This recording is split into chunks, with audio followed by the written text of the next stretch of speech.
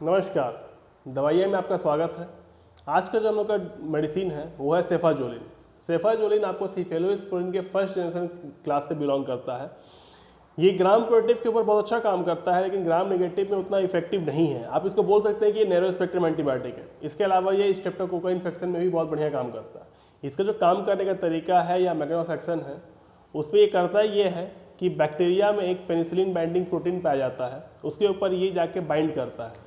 जब उसके ऊपर बाइंड करता है तो उसकी जो काम करने की क्षमता है वो खत्म हो जाती है, जिसकी वजह से बैक्टीरिया का सेल वॉल सिंथेसिस नहीं हो पाता है, क्योंकि वो जो प्रोटीन है वो बैक्टीरिया का सेल वॉल सिंथेसिस कराने के लिए बहुत ज़्यादा क्रूशियल है। जब बैक्टीरिया का सेल वॉल का सिंथेसिस नहीं हो पाता है तो बैक्टीरिया का सेल वॉल धीरे धीरे कमजोर होने लगता है, जिसकी वजह से बैक्टीरिया ऑस्मोटिक प्रेशर के लिए बहुत ज़्यादा सेंसिटिव होने लगता है, जिसके बाद बैक्टीरिया का डेथ हो जाता है।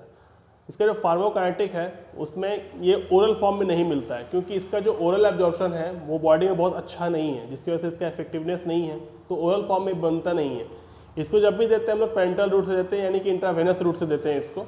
जब इसको इंट्रावेनस रूट से दिया जाता है या आईवी से दिया जाता है तो ये बॉडी में तुरंत एब्जॉर्ब होता है और पूरी तरह से डिस्ट्रीब्यूट हो जाता है। इसका सबसे अधिक डिस्ट्रीब्यूशन आपको देखने को मिलता है लीवर में, किडनी में और हार्ट में। उसके अलावा ये पूरे बॉडी फ्लूइड में और बॉडी में डिस्ट्रीब्यूट होता है। उसके बाद इसका जो आपको पीक कंसंट्रेशन पहुंचता है वो आपको 2 से 3 घंटे के बीच में पहुंचता है। इसका जो हाफ लाइफ है वो आपको 1.8 आवर के करीब का है। इसके बाद ये यूरिन के थ्रू बॉडी से अनचेंज फॉर्म में निकल जाता है। अगर इसके यूजेस की बात करें तो सबसे पहले इसका यूज़ हम लोग करते हैं आपको स्किन इन्फेक्शन में, यानी कि आपका जो घाव वगैरह लगता है उसको सुखाने के लिए, इम्पेटिगो के लिए या फिर सेलुलाइटिस के लिए, यानी स्किन की जो कंडीशंस होते हैं बैक्टीरियल की वजह से, उसमें इसका उपयोग करते हैं ट्रीट करने के लिए। उसके अलावा इसका उपयोग हम लोग रेस्पिरेटरी ट्रैक्ट इन्फेक्शन में करते हैं, जिसमें आपका सबसे पहला है स्ट्रेप्टोकोकल फेरेंजाइटिस। उस वैसे केस में जहाँ पर स्ट्रेप्टोकोकल बैक्टीरिया की वजह से फेरेंजाइटिस होता है वहाँ पर इसका ट्रीट होता है, ब्रोंचाइटिस में ट्रीट होता है और निमोनिया में ट्रीट होता है। उसके अलावा इसका उपयोग हम लोग करते हैं बोन इन्फेक्शन में या ज्वाइंट इन्फेक्शन में, जहाँ पे भी आपके बोन में या ज्वाइंट में किसी प्रकार का बैक्टीरियल इन्फेक्शन होता है। हो सकता है कि बॉडी के किसी और पार्ट में इन्फेक्शन था और वहाँ से वो फैल गया, तो उस केस में भी इसका उपयोग हम लोग करते हैं।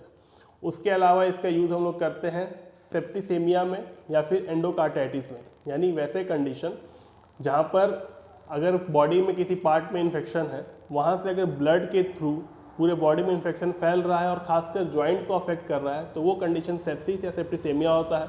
और एंडोकार्टाइटिस होता है कि जब हार्ट के लाइनिंग में या वाल में इन्फेक्शन होता है तो उसको ट्रीट करने के लिए इसका यूज़ करते हैं। इसका जो डोज है वो अलग अलग है बच्चों में और बड़ों में। तो 500 mg से लेके आपको 1 ग्राम तक एडल्ट डोज दिया जाता है हर 8 घंटे पे, यानी कि इंजेक्शन दिया जाता है इंट्रावेनस के थ्रू में। और अगर बच्चों की बात करें तो 25 से 50 mg, लेकिन डिपेंड करता है कि बॉडी वेट वगैरह पे हर 8 घंटे पे देते हैं इसको। इसका जो साइड इफेक्ट है वो बहुत कॉमन सा है, नौसिया, वोमिटिंग, डायरिया, कभी कभी एलर्जी हो जाता है और स्टमक पेन होता है। उसके अलावा इसका कुछ ड्रग है जहाँ पर ये इंटरेक्ट करता है और उनका इंटरेक्शन बहुत ही खतरनाक होता है। जैसे कि अगर इसको अमीनोकार्डियोग्लाइकोसाइड एंटीबायोटिक आप देते हैं तो वहाँ पे किडनी का टॉक्सिसिटी देखने को मिलता है, यानी किडनी में डैमेज होता है। उसके अलावा अगर इसको हम लोग डायबिटिक साथ देते हैं तो भी किडनी डैमेज होता है, किडनी बहुत ज़्यादा अफेक्ट करता है। अगर प्रीवेनोसाइड के साथ अगर देते हैं तो वहाँ पे इसकी खुद की एक्टिविटी बहुत ज़्यादा बॉडी में बढ़ जाती है, तो इसका टॉक्सिसिटी देखने को मिलता है। अगर इसके अलावा इसको हम लोग वारफरिन साथ देते हैं तो वहाँ ब्लीडिंग होने के खतरे बढ़ जाते हैं। प्रेगनेंसी में ये सेफ़ है, ब्रेस्ट फीडिंग में सेफ़ है, वहाँ पर इसका उपयोग किया जा सकता है। उम्मीद करते हैं कि आपको ये वीडियो पसंद आया होगा, इन्फॉर्मेटिव लगा होगा। फिर हम लोग अगले वीडियो में मिलेंगे, तब तक अपना ख्याल रखिए। जय हिंद।